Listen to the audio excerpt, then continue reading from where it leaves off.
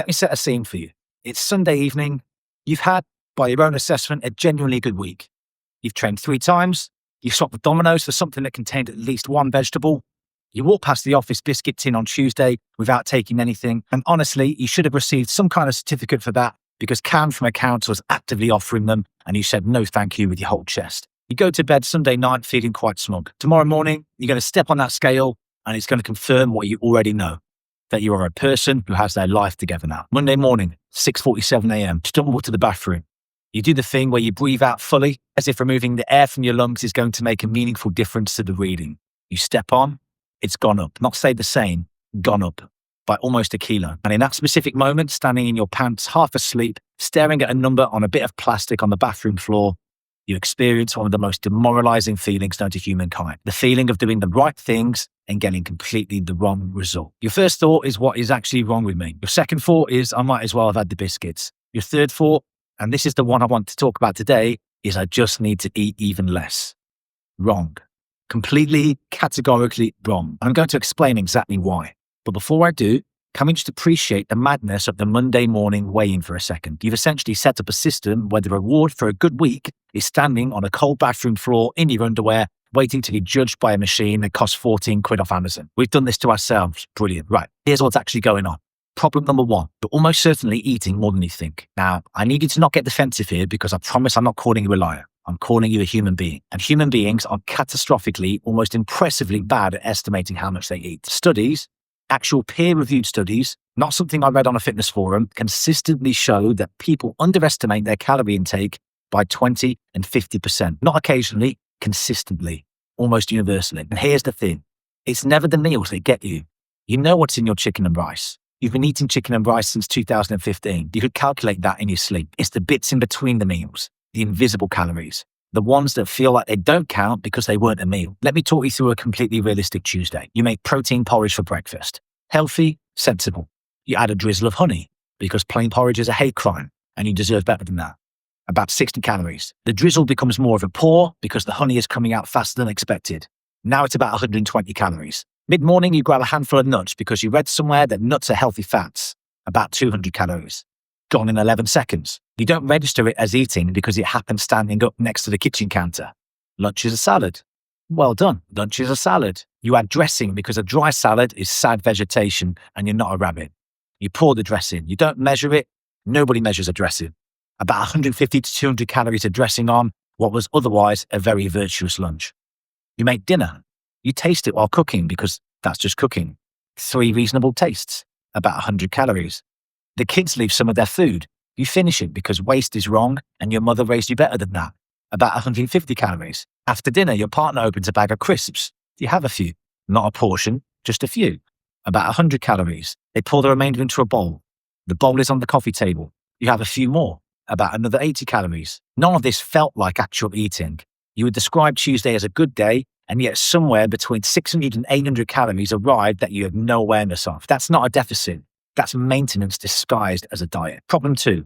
You've reduced your calories, but you haven't created an actual deficit. This is the one that trips absolutely everyone up, and it's almost never explained properly. A calorie deficit doesn't mean eating less than you used to eat. It means eating less than your body burns in a day. These are 2 completely different things, and confusing them is the reason a lot of people feel like they're doing everything right, but getting nowhere. If your body burns 2,000 calories a day, and you've reduced from eating 2,400 to eating 2,000, genuinely, well done. That took real effort and discipline. You're also eating at maintenance.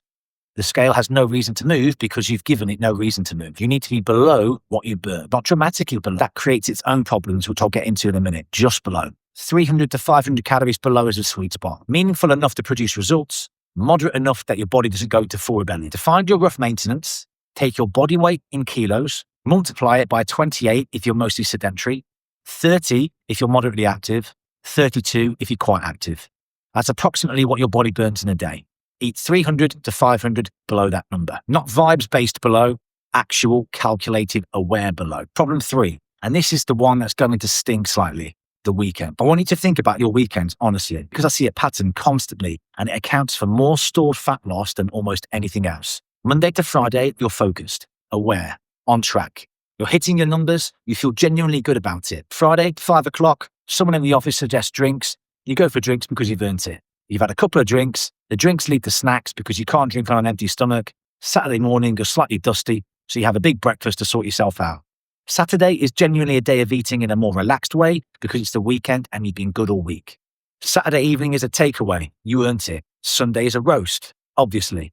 Monday morning, you step on the scale and it's gone up and you can't understand why. Here's why. 5 days of a moderate deficit followed by 2 days of significantly higher eating can produce a weekly balance that's at maintenance or above. Even though you're being genuinely good for 5 of the 7 days, the deficit has to work across the whole week, not 5/7 of it. The body doesn't take weekends off from maths. Problem 4, you've gone so low that your body has quietly gone on strike. This is the one for anyone who's been surviving on 1,000 to 1,200 calories and wondering why it stopped working. Your body is extraordinarily clever and deeply committed to keeping you alive. When you dramatically restrict calories, it doesn't think, great, fat loss is coming. It thinks something's gone wrong with the food supply and I need to adapt. So it does. It reduces its own energy expenditure. It burns less. It holds on tight. It becomes increasingly efficient at running on very little fuel. The same deficit that produced results in weeks 1 and 2 is no longer a deficit because your body has just adjusted its burn rate downward to match your intake. The solution, and this will feel completely counterintuitive the first time you hear it, is to eat more, temporarily more. Bring calories up to maintenance for a week or 2. Let the metabolic rate reset, then go back to a moderate deficit from a higher baseline. More food, then the deficit works again. I know it sounds mad. It's what the evidence says. So, the summary. You're either eating more than you think, not in a genuine deficit, or undoing the week at the weekends. Or you've been too aggressive for too long and your body has now adapted. None of these are character failings. All of them are fixable with information rather than willpower. And speaking of information, if you want to actually understand how your nutrition works from the ground up, I've put together a free Fat Loss Foundations course together. It's in the description. It covers everything you need to know about calories, protein, and building an approach that works in real life. Not just on a good week when the stars align and Karen isn't offering biscuits. Go grab it. It's free. And it will change how you think about this stuff. And if you found this video useful, subscribe to the channel. There are new videos coming every single day. No agenda, no supplements, no watered down advice because I'm scared of upsetting someone, just the actual truth about how this stuff works. I'll see you tomorrow.